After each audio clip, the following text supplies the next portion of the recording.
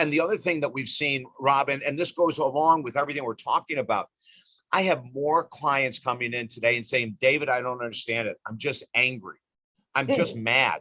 I've never been so irritable. I mean, someone says something wrong and I'm ready to jump down their throat. Rob, we see this as a very common trait all over the US. And of course, in the book, we give tips on how to release that anger as well. Is that a PTSD thing? Is that what that is? Is that like a... It could be part of it, right? And speaking of PTSD, I'm so glad you brought that up. Most people have a really terrible understanding of PTSD because we've been taught that it mainly affects military people. I tell a story in the book of a client that over the last year lost 2 dogs, her job, her husband, who divorced through divorce. And she was coming in. And when we went through after the 3rd week, I said, listen, I have a diagnosis. And if you don't understand, I'll explain it to you. I said, you are in the middle of post-traumatic stress disorder. And she looked at me, she goes, David, that's the military. I said, oh, I know, that's what we think.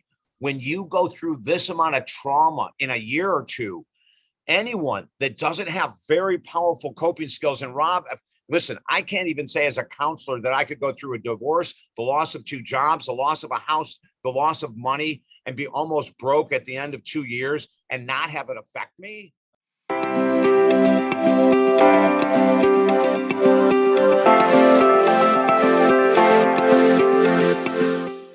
Hello, and welcome to another exclusive interview by Recovery Today Magazine at recoverytodaymagazine.com, where first and foremost, we're a magazine of hope. Whether you're new to addiction recovery or you've been around a long time, you're going to find all kinds of topics related to addiction, recovery, and really living a happy, successful, sober life at Recovery Today. My name is Rob Hanley. I'm the editor-in-chief. And as usual, no exception ever, I've got another amazing guest on. He's also a friend, and he's one of the contributors, the regular contributors of Recovery Today magazine. He is a #1 best-selling author. He's a counselor, a master life coach, international speaker, minister whose mission is to positively affect 2 million people or more every day in every area of life, regardless of their current circumstances. I love that. His newest novel, or his newest book, excuse me, definitely, I wish it was a novel, is called Helping Americans Heal. It is the ultimate guide to healing during these challenging and chaotic times. We're going to spend some time discussing exactly these challenging and chaotic times and how we keep our sanity together. His work is over 40 years. He's also highly endorsed by the late Wayne Dyer, author of Chicken Soup for the Soul, author Mark Victor Hansen, as well as many other celebrities. My friend David Essel, thank you for jumping on and spending some time. Oh, Rob, I just love our relationship. I love how we've gotten along from the beginning. Having you on my radio show on a weekly basis, which we're doing again, is always a blast. And what you just said, yeah, regarding, hope. I mean, you and I are in the same boat here, my brother. Yes. We both are giving hope. That's all we do. You do it in addiction recovery. I do it in addiction recovery and other areas as well. And it's all related together, though, isn't it? It all is. Yeah. 100%. When we look at, people get confused when they think of the word addiction too, because most people think of substances, but there's the addiction to being right. Now think about that. I think I'm guilty of that, actually. Well, I used to be. But no, seriously, during the pandemic, and in our book that you mentioned, Helping Americans Heal, which, matter of fact, just happened to have a copy here. We got to get a copy of this in the mail to you, my brother. Please. Which we will. But, in there, we talk about the dysfunction in relationships during the pandemic. And one of the addictions is the addiction to be right. So you're in a relationship and you're arguing about the vaccines or the political nonsense or the mask wearing or whatever. And your partner has a different opinion. Man. And instead of them just having a different opinion and letting them know we have to be right. And that can become an addiction. Wow. Like, are you like are you inside my house or something like that? Because yeah, we have it bugged. That's exactly, honestly, it was probably a week ago. And I talked to somebody and my wife was like, why do you feel the need to be right does that make you feel better that you're right? And I was actually pissed off after I told, instructed somebody on what was what. And she's like, why do you have to be, does that make you feel better? And I thought, no, actually I'm pissed, but I couldn't let it go. It was like, I just have to be right, Yeah. so it's not good. Yeah. And so in the book, we talk about, the power of disengagement. Rob, this is the most powerful tool. As a matter of fact, a client just left the office and she struggles with her husband. She struggles with her mom from forever. And I said to her this, I said, when someone makes a comment that triggers you and you do not respond, you are now in power. You're the one in control. The power is in the hand of the people or the person who has emotional control, or what we call in therapy, emotional regulation. Yeah. That is critical for our couples, for friends who argue regularly. It's really important to remember that when you shut up, you now are in control, which is a very bizarre thing, because most of us think, no, I just have to say one more thing. I just have to, I know if you would just listen to this, you would agree with me. God, man, one of the things I like so much about Recovery Today and having the amazing opportunity to talk to people like you is it's kind of a therapy session for me. And like, you're like dropping bombs right on me. And the thing is, I want to improve. I want to get better. I think like everybody, mental health kind of, it ebbs and flows. There's times where I like myself more. There's times when I really don't, and Yep. I always think that I've got something to say. I mean, it's kind of almost like a joke. I tell people, say, if you can give a testimonial on something and keep it brief to like a minute or something, I say, I can't say my name in a minute. It's really difficult, like, Right. So, well, what else are we going to find inside? First of all, the book is titled in these chaotic, navigating, or what, a guide in these challenging and chaotic times. Why are we in? I mean, this is some of the times, on one hand, people just don't believe anything at all. And on the other hand, the sky is falling. I think that it's somewhere in between. But I do think everybody, I think it's like kind of biblical times, whether it is from the virus or the response to the virus or a combination. Like, I've never, ever seen things like this before. What is going on? Well, Rob, we have a lot going on, but number one, the world is grieving in the biggest way that we could ever have imagined it. And when I say the world, we're talking about the USA, but we're talking about the world. There is not one country that has not been devastated by what we've seen in the last 2 years. And when I say devastated, even kids not going to school for 6 months or being in school on computers is a form of devastation to the social and educational development of the children's brain. So here they're used to, let's say they're 10 years of age, and for the last 5 years, they've been used to going and meeting people and interacting and learning how to communicate and all of these different things. And then all of a sudden they're shut in their house and they don't get a chance to interact. Well, this is a child that doesn't have the reasoning skills of adults. And so they melt down. They'll go through anxiety, anger, frustration, et cetera, that maybe you've never seen in your child. But here's the thing that's a kicker, and why I wrote the book, Rob, is that 10-year-old child is not any different than 90% of adults in our country today. 90% of adults don't have the emotional regulation skills to handle this. As a matter of fact, on the back of my book, we have statistics from a recent article in the American Psychological Association, and I'll read this to you just to let you know that I'm not just talking David Essel and my counseling business. I'm talking the world. 79% of Americans reported that they needed more emotional support last year than they've ever needed in their life. Okay, now they didn't get it, Rob. There's 80% of people are saying, I don't have those skills and I didn't get them in the last year. Yeah. We have 40+%, which is up about 10% over a year ago, of individuals struggling with anxiety and depression daily. 80% of relationships in this study said that they were extremely stressed and unhealthy. 80%. Once again, that number is huge. And then we look at depression, suicide, suicidal ideation. It's an absolute mess. And in this book, we cover every one of those topics, Rob, with solutions. We don't talk about, yes, you should get the vaccine, or no, you shouldn't. We don't say, yes, you should wear a mask, or no, you shouldn't. We don't tell you who to vote for.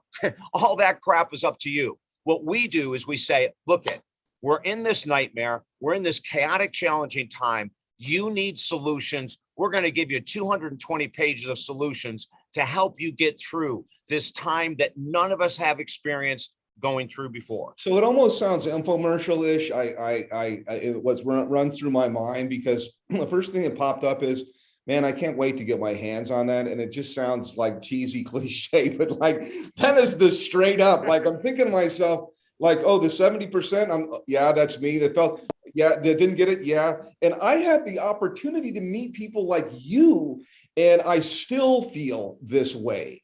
So, I honestly, it's really weird because I feel a mantle, like what is my purpose and mission, and what is Recovery Today about? It's all about the first and foremost ingredient, which is hope. It's the essential precursor ingredient to anything else, discipline or anything else, because you have to think like things could be better, that there's hope. And at the same time, I feel this need to be transparent with people that I'm a real person. And like, I go through the same stuff. And so it provides me empathy for other people, thinking like, I should, but I could pick up the phone and talk to David Essel if I wanted. I've got many different people, yet I sometimes feel isolated as well, much more so for the just everyday person that's out there listening. Yeah. And when we talk about, I mentioned the word grief. I mean, if we think about how many people have divorced over the last year, how many people have separated, how many relationships have broken up, which creates a sense of grief. How many people lost jobs? How many people had their job minimized? How many people are working 2 jobs right now? Again, the grieving process. How many people lost a home in the last couple of years? Again, grieving. How many people have lost pets? Now, that may not sound like a big deal, but when you're already in grief and you lose your home or a job or a pet or whatever, or a relationship. Listen, my mom died exactly a year ago this month. Okay. Do you know how many moms and dads have died in the last 2 years? My mother-in-law died 2 weeks ago, actually. So yeah. Really? So, Rob, this is what I'm saying. The world, America, is grieving at the deepest level possible. But the problem is most of us have our head in the sand. And I don't say that condescendingly. I mean, there's nothing, I would never say anything to make someone feel uncomfortable. If that made you feel uncomfortable, I apologize for that. But it's the truth. We do have our head in the sand. And why I say that is this. When we look at that study that I just said, Rob, that was from a year ago. There has been no big push for mental health. The only state that I know of, I happen to live in it, is Governor DeSantis in the state of Florida. About a month ago, I love it, brother. A month ago, he allocated $12 million for mental health support only. Like, now, $12 million is a drop in the bucket at one level. At another level, at least it's a start. And so if other states love that guy. I love that guy. I'm sorry. I love that guy. That's why, by the way, Florida studio. So that's right. Exactly.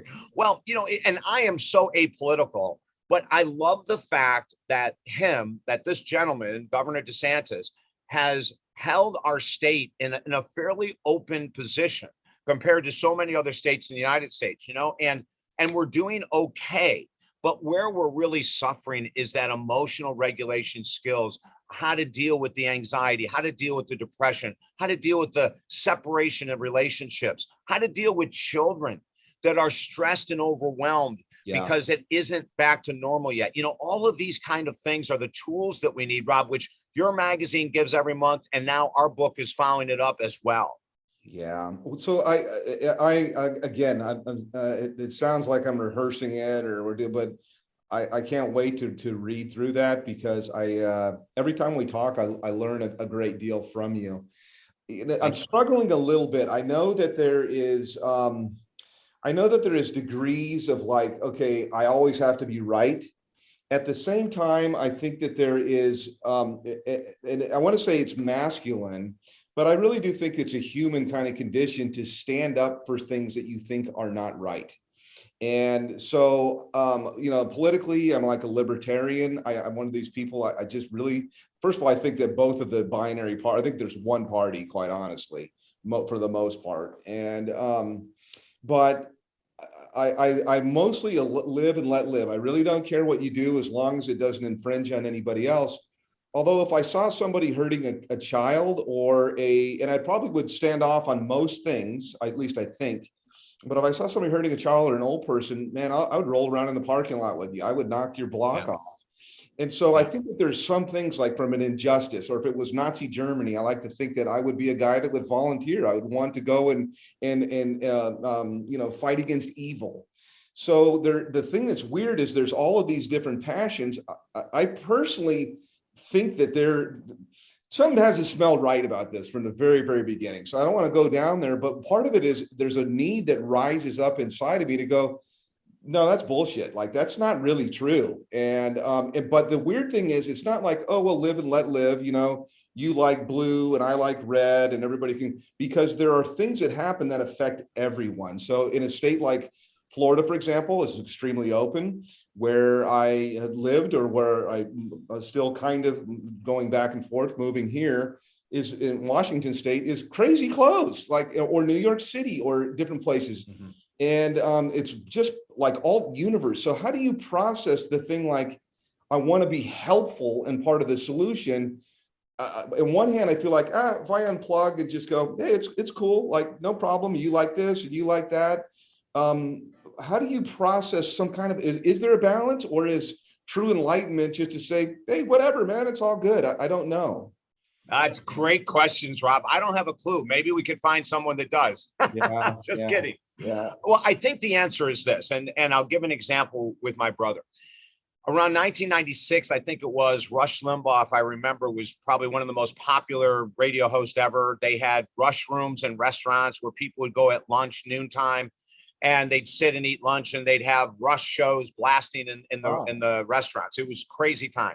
Now, I could be off by a year or two, Rob. So if someone really knows their political stuff, they could say, David, it was 1998. It could be, I don't remember. Anyway, but I tell the purpose for this. My brother and I, who are very tight, we have been our whole life. During this period of time, he was very political. So whenever I would call, he'd go, well, Rush said this about the president, and Rush didn't like the president. And finally, I said this to him. I said, hey, listen, let's make a deal. I go, I am apolitical. I could give a crap about everything you're talking about. And actually, it's kind of pissing me off. Whenever we talk, you just bring up all this nonsense, BS, political bullshit. So can we just get off of this? And he said, well, what are you talking about? It's important to know. Yes, I said, okay. Yes, that's kind of how okay, go on. Okay. And so I said, well, that's great for you. But this is what I'm going to tell you. Until you are on a board, a political board of some type, don't ever talk to me about politics again. Unless you're part of the solution and you're actively engaged. I don't care if it's a neighborhood association, chamber of commerce. I don't care what it is, but get on a board of something. Get politically active. Once you're politically active, talk to me. But if you're going to be a Monday morning quarterback, get the heck out of my life. I don't want to hear. Really everyone has a freaking opinion. So what? I have opinions, Rob. I have some very strong opinions, but I'm only going to go so far. And then I'm going to start pulling out proof right away. Solution. Yeah, that is really good medicine, because first of all, it's simplistic and it's practical. Yep. It brings up in me a quote that I heard a pastor in church say one time, or paraphrased a little bit. He's probably paraphrasing somebody else saying, don't piss and moan, or he didn't say that, but he said, don't complain to anybody about anything that they cannot actually fix, or that they can't, like, there's no reason pissing and moaning about something to somebody else that can't do anything about it. So, but now we are seeing people, there are something that maybe they feel powerless, or marching, or they're doing different things.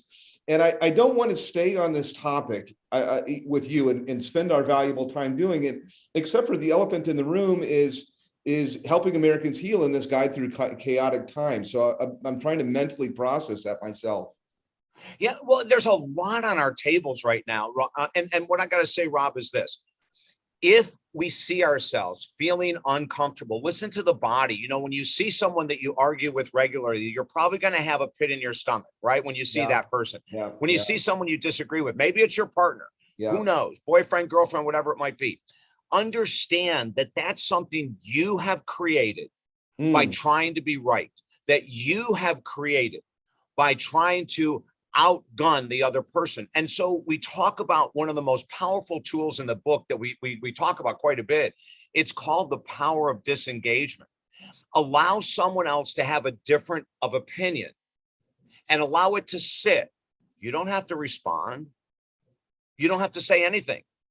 That's where you have your power. If someone is coming up to you with a conspiracy theory and saying, hey, Rob, the reason why we're in this thing is because of the Arabs or because of this or whatever, you can just sit there. Thank you. That's disengagement. You don't have to be rude. You don't have to argue. You don't have to do anything. And I think when it comes to this time in our life, the pandemic, and as a matter of fact, we wrote in the book about when will this pandemic end? And the answer is no one has a freaking clue. Yeah. So the book was written to start to have people say, okay, David Essel says, don't even think about when the pandemic is going to end. Instead, start living. Start living now. So what does that mean? It means let's wrap up all those addictions, including the addiction to be right.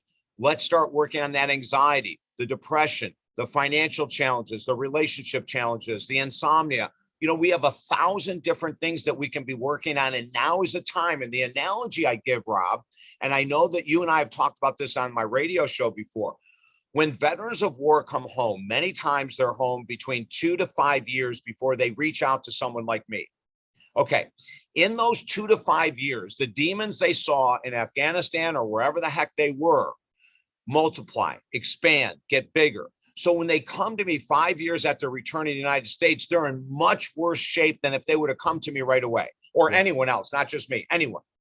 So what we're saying during the pandemic is if you're not right now focusing on your mental health, anxiety, depression, addiction, relationships, finances, just think, if you think that you're going to get it all together when the pandemic is over, what if the pandemic goes for another 2 or 3 years? Your addictions will be deeper. Your anxiety will be out of control. Your depression will be worse. Your insomnia will increase. Your relationship shit will get worse. So what we're saying in the book is follow these tips now. Start to turn the ship around. Don't wait for the pandemic to be over. Start living now. And we tell you exactly how, Rob. I love that. And I used to think when there was 3-day weekends, I've been an entrepreneur for, 25 years or almost 30 years now, and on the internet for as long as there's been it. And I used to think on 3-day weekends or 4-day weekends, a lot of times I would work. I was younger and I was really pushing to do more and more. But I thought to myself, while everybody else is watching football or something like that, I'm going to be moving the needle. I'm going to be getting ahead. And so in what you're saying right now, what pops up in my mind, first of all, is, those that might be thinking about, wow, when is this going to get over or whatever.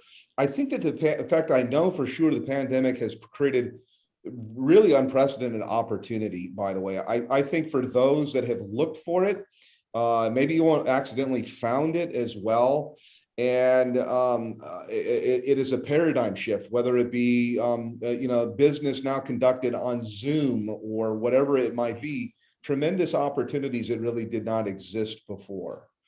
Rob, you're right. The number of entrepreneurs that have come out of the woodwork in the last couple of years, delivery services that we never heard of, never thought of. Of course, we all know Amazon. But every city has individuals that are doing grocery deliveries and all these different things. When they couldn't find work, they created their own work. An interesting story. An individual that happens to live in my town is a chef. And during the pandemic, he lost his job. So he started putting around like a real estate signs that said individual cooking classes. He is slammed. He is slammed with business. He's making more money now than he could have ever made as a chef. So there are times like this that if you're looking, I think it was Albert Einstein. There's a quote I put up on Facebook yesterday or today, and they said this: the most intelligent individuals in the world have one common trait: adaptability to change when needed immediately.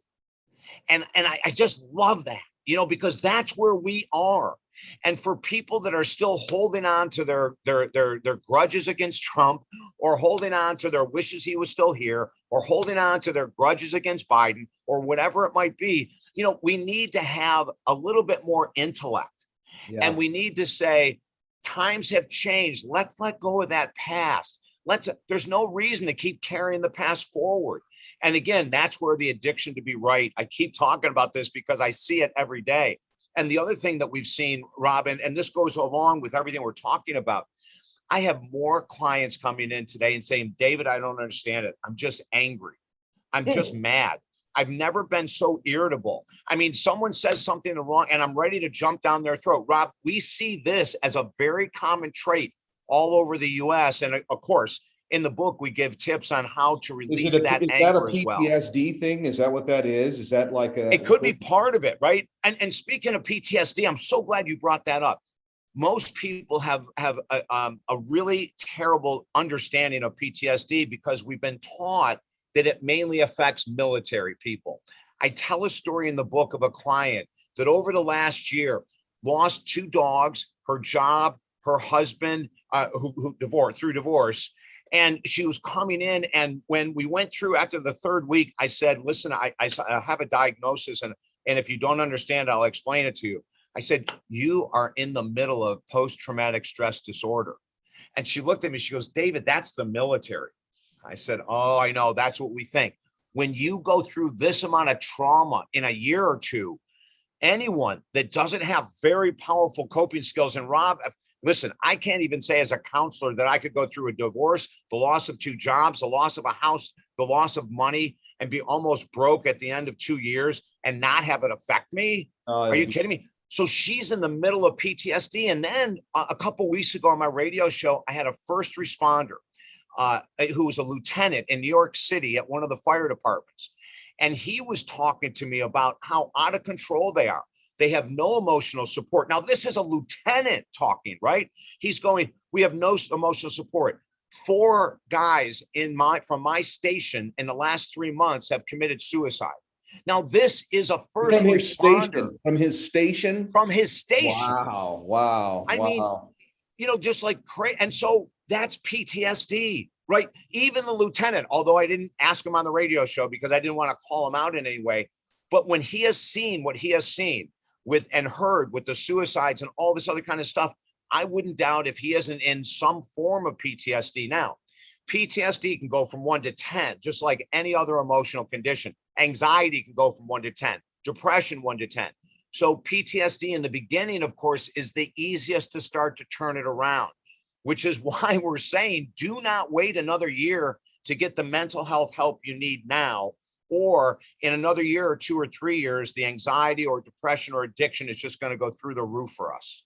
I think any kind of endeavor that you are starting right now, I was telling somebody else yesterday, we're building several different facets and extensions of the recovery today. We're doing some programming, and it's going slower than it needed to go.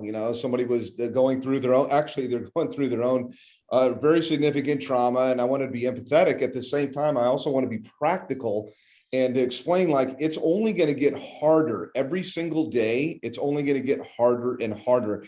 Things, at least in the short term, I believe externally. Now it's all about inside, but externally, I think that there are more things that line up that are, potential, points of failure. So my opportunity is very much carpe diem, or, seize the day today, if possible.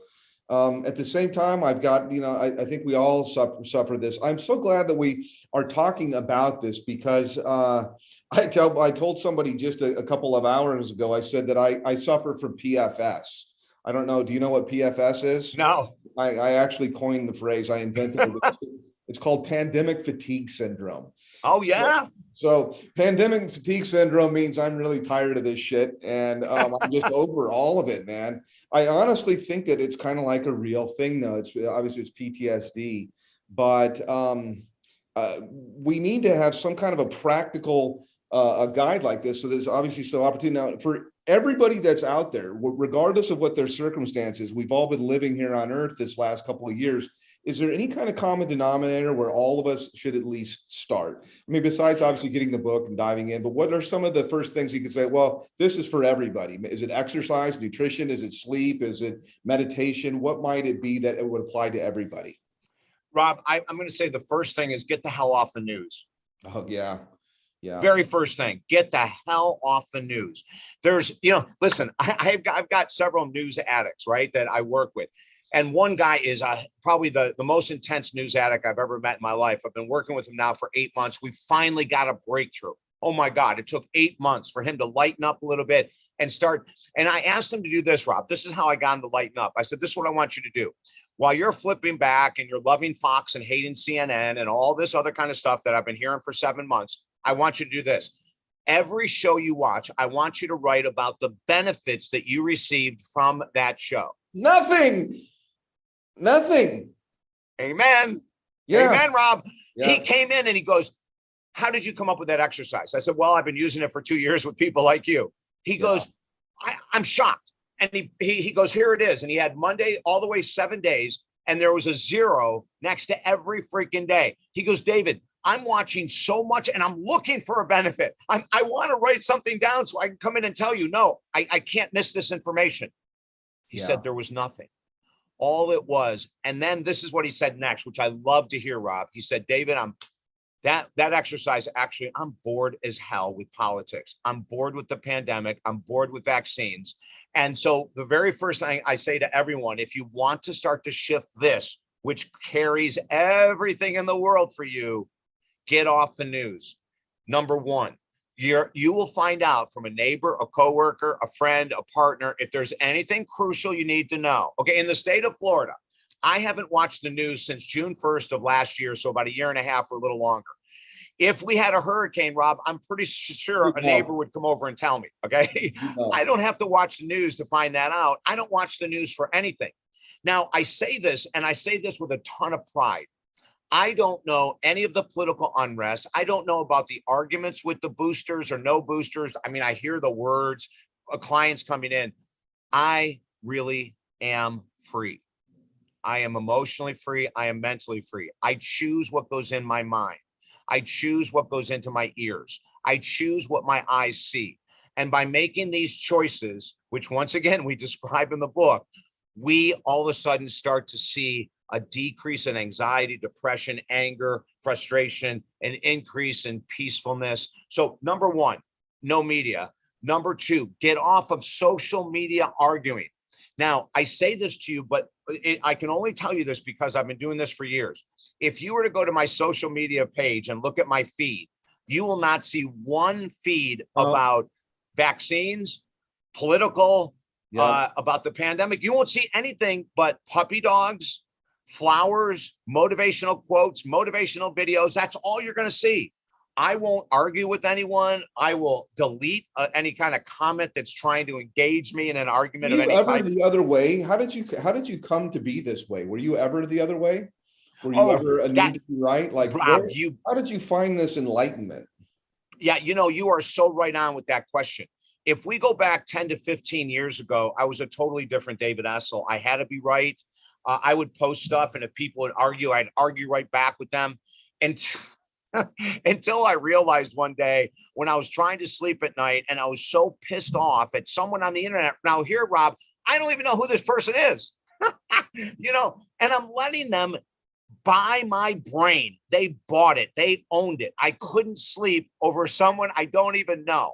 Yeah. I got up the next day and looked in the mirror and said, you are a jackass. And I say that with love. You have created this insane social media experience change. And it was in that 10, 15 years ago that I just said, I can't do this anymore. I just can't be arguing. So I have strong opinions. That doesn't mean that anyone has to like it. And I even stopped putting my strong opinions on social media. I just said, if someone wants to know what I feel, they'll ask me. During an interview with you, Rob, do you remember the first interview we did? It was awesome. And one of the things on the cover, I forget the words you said, but it was a very strong statement about the interview that I did with you. Oh, I think it was David Essel pulls off the gloves or something like that. Yeah. And you and I had a great open conversation. And some of the things I believe in are out there. They're different in the world of addiction recovery. And one of the things I loved about you, Rob, is that you welcomed the different ideas. It doesn't mean you have to agree with them, but you welcome them. You gave me space to put out something that might be a little different than other people. See, that's awakening. When you can get to that point where that you're listening to me, and I may say some things that you don't agree with in addiction recovery, or you partially agree with, but you allowed me to voice them. That's power, Rob. Yep. So when we go on social media and we choose to take our hand off the keyboard and not respond to someone, now you are in control.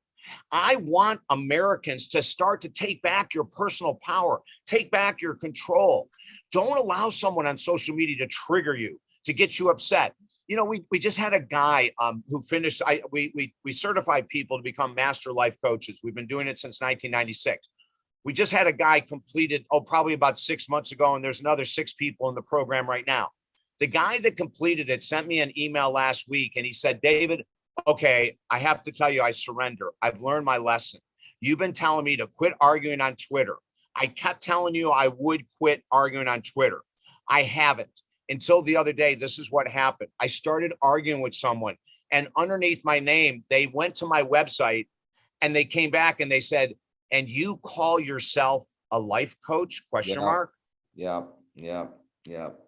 That's all he needed to stop him. Yeah.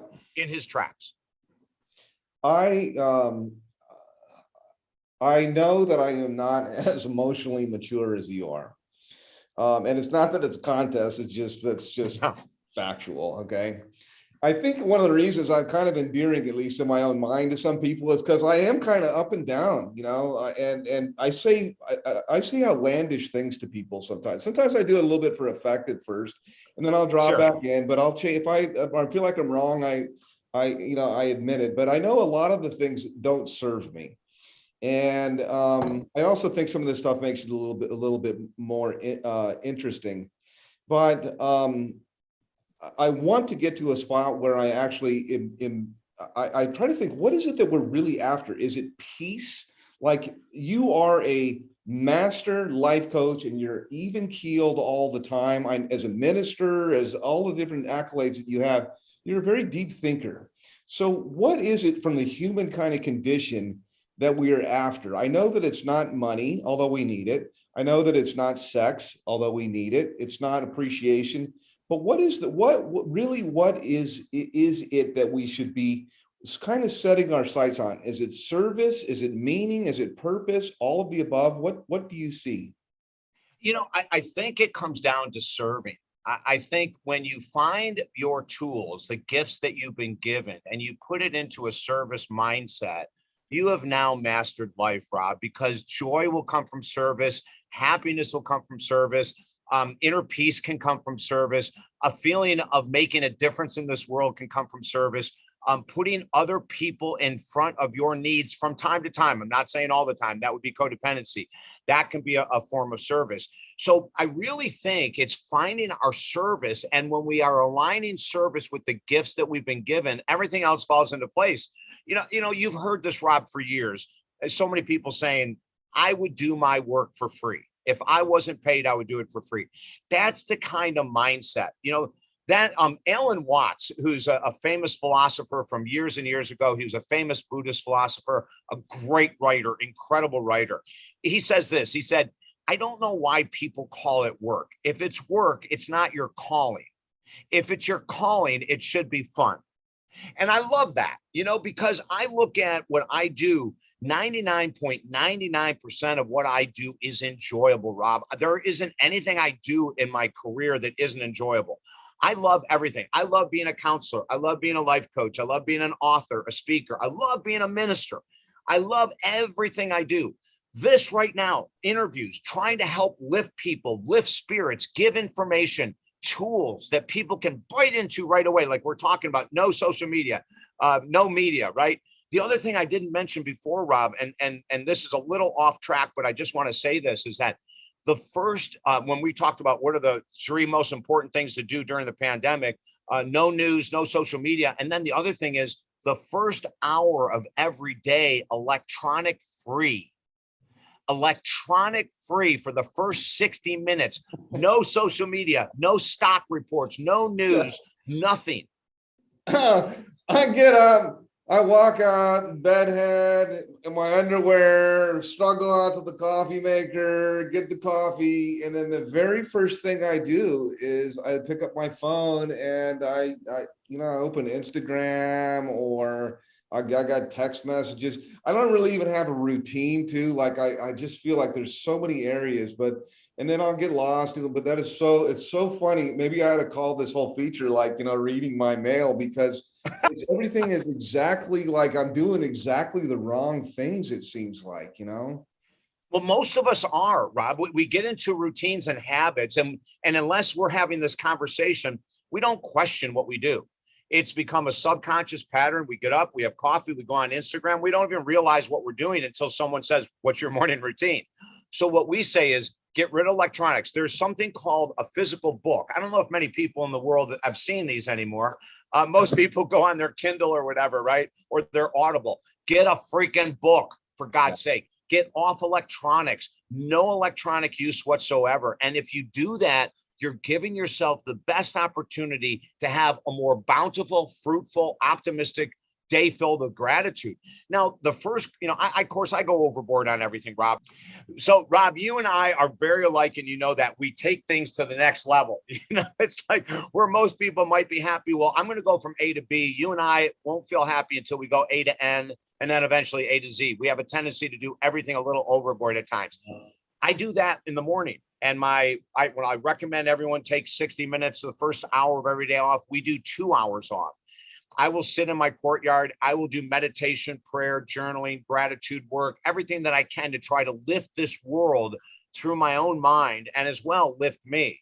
I have a special relationship with God, your higher power, whatever you How want did to you call it. get this way though, man? How did you get this way? Were you like this all the time? Like, how is there hope for other people? How did you get this way? Rob, it's called a miracle. The very first starting point was my sobriety. I have to say that was the first point that got me moving in this direction. Prior to my sobriety, I was still extremely active in regards to spirituality. I was a minister, even in my addiction. Forget it. I was an absolute mess with my addiction. But as all addicts, we know how to schedule our days because we're so manipulative and we're so creative that I would schedule my day and I'd start at noon and I would end at 9 at night. Okay, so I could drink late, wake up, have multiple hours to get my head together. And then once noon hit, I was ready to rock. But really, the depth came with sobriety and full 110% recovery, which I believe I am at. There was not even an ounce or a thought of any drug or alcohol when my mom died. And my mom was my best friend without a doubt. She went through hell. My addiction started at 12 years of age, Rob. She never gave up on me. She never kicked me out. She never enabled me. She was my cheerleader, for God's sake. So when I lost her exactly a year ago, if there was any time over the last many years of recovery that I could have gone out, that would have been the perfect time. But here's the cool news. And I really believe it's because of my morning routine. There has not been one time, and before she died, she was deathly ill for 2 years with dementia, which was hell on earth for us. There wasn't one time, Rob, that a thought of a drink ever entered my mind. Not once. Anyone can reach this. Anyone. I am not special. All I've done is I put the work in every day, and I will never stop. I have no fear of alcohol. I don't talk about it. I don't say I'm an alcoholic. I'm David Essel. I don't even have that label with me. It's gone. I don't even want it. And the fact that I went through that year with the pandemic, with losing my dog, with losing my mom, my freaking God, right? I could go on with all the challenges that I have had as a counselor. But the greatest thing is I wake up every day and my 94-year-old dad, who's in hospice dying right now, says to my brother a month ago, and he said it so many times to my brother, he's never said it to me for some reason, but he said a month ago, with mom gone, looking at our house with my children, 3 children, I'm proud of you for this. I'm proud of your sister for that. And I'm proud of your brother for his continued sobriety. Rob, of everything I've done in life, that's the thing my dad is most proud of me for. And I can tell you, it's work. The first year of recovery for me sucked. It was hard as hell. I was filled with depression, anxiety. I didn't know what the hell day it was, what was up or down, but I made it through that first year. I did go to a 30-day treatment center, and then I had a counselor for the whole year.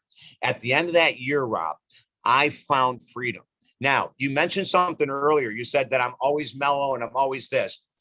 I am 90% of the time. In my career, I am 100% of the time. But there are times that you could say, because I get so passionate or so fired up, that I can lose my emotional control as well. So I'm not perfect at all. But I do know that every time that happens, I go back into my teachings, back into my trainings that I've been given by people like Ram Dass, a famous spiritual teacher that died a couple of years ago, Maharishi Mahesh Yogi, another famous teacher who founded TM. These were my mentors. I mean, when you have people like this that are in your transcendental meditation, I assume. I'm thinking about TM. Yeah, I'm sorry. Yes, TM is transcendental meditation. So Maharishi Mahesh Yogi was the one that founded it, created it. In 1960, the Beatles were introduced to him, and they took it all over the world. And his program TM really grew because of the Beatles. Quite honestly, I mean, they just did some phenomenal things for him. Is TM and like prayer, like on your knees, on your face? I don't mean like Father, lay me down to sleep, like with your kid or before you're going to eat a meal, but I'm talking about like people that spend 15 minutes, an hour, whether it's in like the Muslim type of tradition on their knee, like this, or a Christian, whatever it might be, that they're deep into it. Is it the same thing, do you think? No, the way that we describe, now other people may describe it differently, Rob, but the way we describe it is that meditation should bring us to no thought. Nothing. So it's the state of not thinking about anything. Is that right? Yes, which is incredible. And I'm going to tell you in a minute how to get there. But it's amazing. And so when we do prayer, we call that contemplation. When you repeat a mantra that has meaning or a statement that has meaning, we call that contemplation because you're engaging the conscious mind. So if you're saying the Our Father, or you're saying, God is always with me. Okay, that's consciousness. My prayer that's a lot meditation. Is just thank you. Thank you, thank you, thank you, thank you, and actually a lot of it it's thank you for stuff that I want or want to happen or people to get well or business, whatever it is, thank you. Is that the same thing? We would call that prayer. Okay. So, all right. Okay. And as a matter of fact, Reverend Matthew Fox, a friend of mine, wrote a book and he brings up in there that the only prayer you ever need to say for good things or bad things is thank you. So he agrees with you from that perspective, but that would be a prayer. So if I were to take you through, we teach a program called No Thought Meditation. And so imagine this, I'm teaching you, Rob, and I'm saying to you, okay, for the first week, you're going to breathe in and breathe out with your eyes closed for 3 minutes, set a timer, put it on your phone, do whatever. All I want you to do is when you breathe in, close your eyes. You can lay down, you can sit in a lotus position, you can stand on your head. I could care less. Go ahead and just follow the breath. On the in-breath, say the word in silently. On the exhale, say the word out silently. Do that for 3 minutes. Now, the next week, I'm going to add another couple minutes. And the next week, I'm going to add a couple minutes. As we get comfortable with sitting and following the breath in and out, saying the word in and saying the word out, then we stop saying the word to ourselves and we just follow the breath. We follow it with our mind in and out, but we don't even say the words anymore. There will come a point, probably about week 3, that all of a sudden you'll forget that you're breathing. You'll forget to follow the inhale. You'll forget to follow the exhale. It could be for 2 seconds, 5 seconds, 10 seconds. And all of a sudden you'll come back and go, oh God, where was I? I didn't even know I was stopped following my breath. That's no thought. That is the most powerful place. And as Maharishi said, what is it about the no thought place? That is it because we create a vacuum and then thus the ether, God downloads stuff into us? What is it that's so key about? Is it just relaxing our brain? Like what's so good about not thinking? Okay, so there's a couple of different ways that we talk about this. One, in that moment, I say that you are one with God. You are one with the Creator.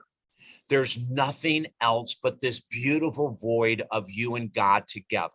That's it. It is powerful. So that's a spiritual answer to your question. From a physiological point of view, when you're in that state, there is no deeper you can get from a relaxation point of view, which means you're boosting your immune system. Hello, pandemic. Wow. You're right. You're releasing especially GABA, which is a neurotransmitter that's a relaxant.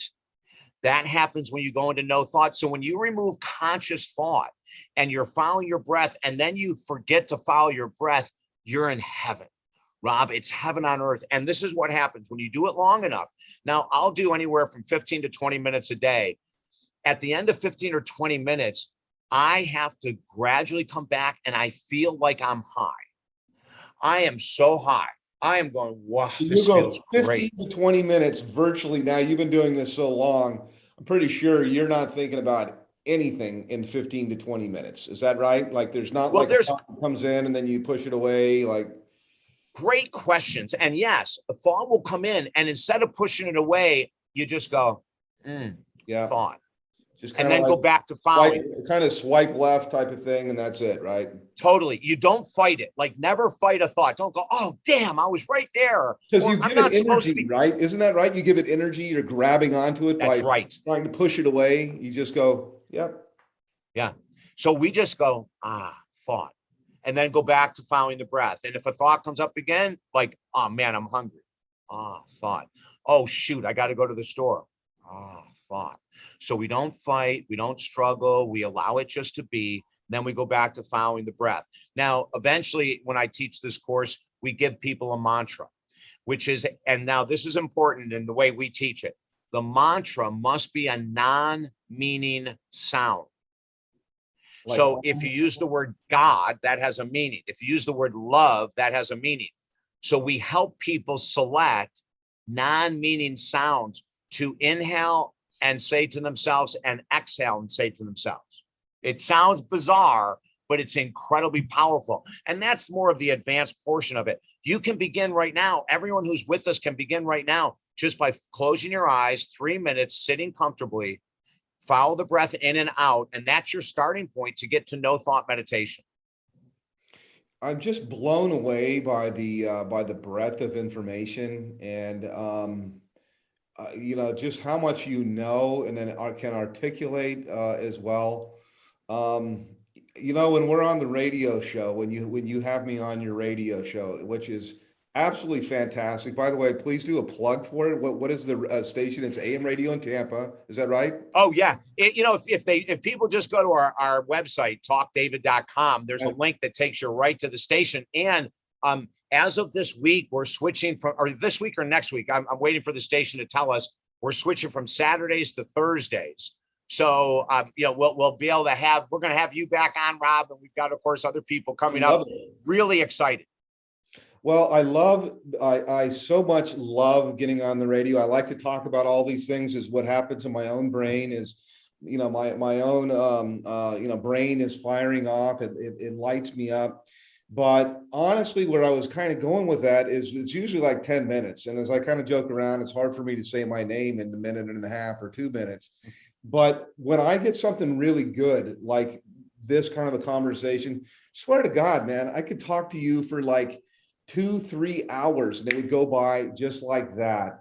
And at the same time, I want to be respectful of your time and I want to continue to make it interesting for our readers. But, anybody that's out there that is connected in this particular conversation has connected with David. We've talked about healing America and helping Americans heal. And I think it's for everybody. We've talked a little bit about letting go of things like, having to be right or anger. I didn't know that you actually did master, as I was introducing you as a master life coach, like, wow, what is that? How do I do that? That somebody's thinking, well, I'd like to be a master life coach. Here's where you go. And probably so many other things that I didn't even know you've been part of the magazine. I invited you and I'm so grateful that you are part of our monthly magazine of Recovery Today, as a contributor, but it really wasn't enough. It was time actually for you really to be a cover, quite honestly. And 10 minutes not enough. So anybody that wants to connect with David, they can get back to, what is your website is davidessel.com. Just talkdavid.com is the easiest one to remember. Talkdavid.com. Talkdavid.com. And we created 25 years ago a holistic addiction recovery program that we use with every form of addiction. And Rob, this is wild. In 42 years of a counselor and doing this work, we have never had the amount of sex addicts working with me right now. Right. Then they're on their phone and they're thinking, they're Googling porn. Yeah, it's unbelievable. And I have an addiction. Is that the same as a sex addiction? Sorry. No, I'm glad you asked. So there's two major types of sex addiction. There's sex addicts, which is porn, and they normally stay to online type of things. And then there's sex and love addicts. Sex and love addicts are the people that jump from bed to bed, or they'll have, a couple friends with benefits going down, and they need that variety. And here's the thing with the world of sex addiction that very few people know about or have ever really considered. It seems harmless. I'm in my room. I'm not hurting anyone, blah, blah, blah. Try to have a healthy sexual relationship as a sex addict. You cannot. You will not be able to, because this is what happens to the brain. The variety of porn on the internet, or the variety of partners. I've got an individual I'm working with right now that was addicted to the massage parlors, where they actually have full-blown sex with you. So he is in the sex and love addiction program because he had emotional connections with these women. Then there's other guys and women that I'm working with that don't have the emotional connection because they're on porn. But when they try to have sex with partners, they lose interest right away because they're used to the constant changing. Don't they get ED? Isn't that one of the things that happens? Yes, exactly. Listen, I've got a 24-year-old guy right now that has erectile dysfunction. He can't have a relationship with a woman because he's been on porn since 15. So it's 9 years.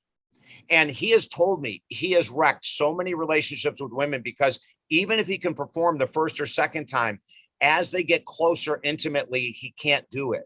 And that's a young guy that should be in his prime, right? So we're seeing addictions like that. I mean, of course, alcohol is off the wall. We're seeing a lot of addictions coming into our office right now from all over the world. People just saying, how did I get here? A year and a half ago, 2 years ago, I looked at porn once a month. And now I can't even have sex with my wife or my girlfriend, or it's not as good, or I'm not interested, or we're arguing over the fact that I'm watching porn. So there's a lot of things, but it takes the brain. And this is where it gets. My wife just, there wouldn't be any argument. She'd just hit me over the head or John Bob at me or something like that. That would not go over well. Mm-mm. And it doesn't with a lot of relationships, Rob, and I understand why, of course, right? But once someone has a sex addiction, it takes from 6 to 12 months of zero sexual activity with porn or now, if you're in a marriage, that we work with people differently, but it takes about 6 to 12 months for the brain to come back, to start to calm down, and to look at a physical relationship as sufficient versus comparing it to the constant changes and the body types and everything else you can find online porn. So it takes quite a while. The 24-year-old, he's in our program and he goes 30 days at a time without sex or masturbation at all. And once a month, he then masturbates. And the reason we're doing that is that we're slowly integrating him back where he used to masturbate 3, 4, 5 times a day. Now it's once a month. And we're going to get him back. We're going to re-regulate his brain chemistry. And we also use amino acid supplementation to help with that.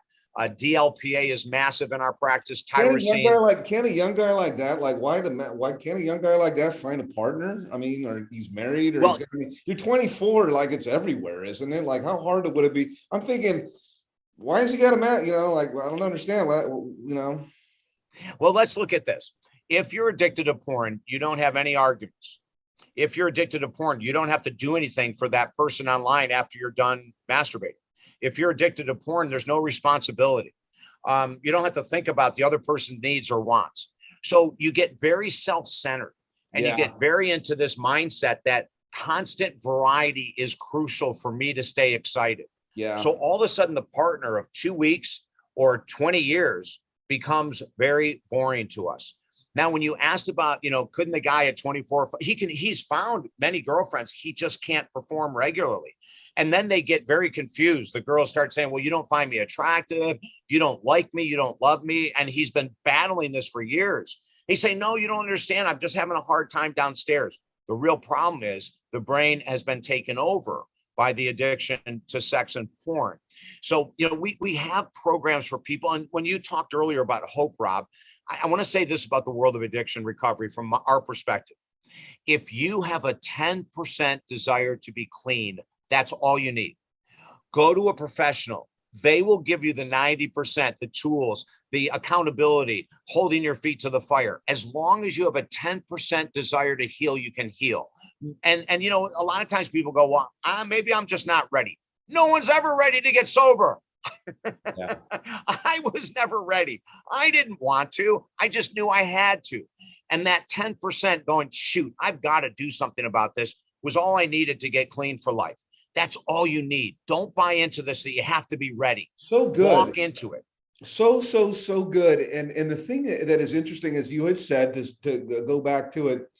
Most, I would say, probably the majority of recovery today over, the number of years that we have been out has probably most of it is abstinence based, probably, traditional AA type of content. And however, what we're talking about is not that. It's it's alternative, it's holistic, it's whatever. And I don't really care. It said you gave me the space and latitude. I don't care. I think that most people, from a reasonable, logical perspective, don't really care. My thought is, as long as you are sober, as long as you are productive, because I do feel like we were created by God to do something. And as long as you're productive, and as long as you're providing value, and you have people in your life whom you love, whom love you, and this is not a delusion, but they would say, Rob's a good father, or he's a good husband, or he's a pretty good husband, or sometimes he's good, or he's a good neighbor, or he's a this, or he's a that, or David is a this or that. And so it's not just your own delusion, but there is a consensus that I don't care how you get there. I really don't. I actually don't believe. The one thing that where I am right now is I don't believe that you can go from an addiction into tapering off. I've had people, we might do an interview here, but there's people that are out there that are like, hey, instead of just going cold turkey or quitting, I cannot eat one Pringle. And if I watch porn or something like that, which I don't, because it's very destructive, but I have. It's not one video, it's not one picture. You can't eat one freaking Pringle potato chip. You can't take one hit of crack. It doesn't work like that, man. It's not let's lie here in our underwear and cuddle. It doesn't work like that, Well, and the one thing that we have to be concerned with is with alcohol and stopping that cold turkey. That's the only drug that you can die from through convulsions if you try to just quit cold turkey and if you've been consuming large amounts. And large amounts, there's no amount that I can say because it's different for everyone. The amount is based on how much your body can metabolize, how much you weigh, all of that kind of stuff has a degree in regards to how much someone can drink. But if we're drinking heavily, we really want to taper down in this case, Rob, and get on something like Ativan, an anti-anxiety, anti-convulsant from a doctor, so you do not have a convulsion while you're trying to get sober. Besides alcohol, nicotine, you're not going to die from nicotine. You could get uncomfortable, but you're not going to die. Crack cocaine, you're not going to die from withdrawal. I have never heard of any drug other than alcohol, Rob, that you can die from withdrawal if you're not careful. The rest of them as a matter of fact, when I was in the treatment center, and it was super long ago, I'll never forget the medical director said this, and she was way ahead of her time back then.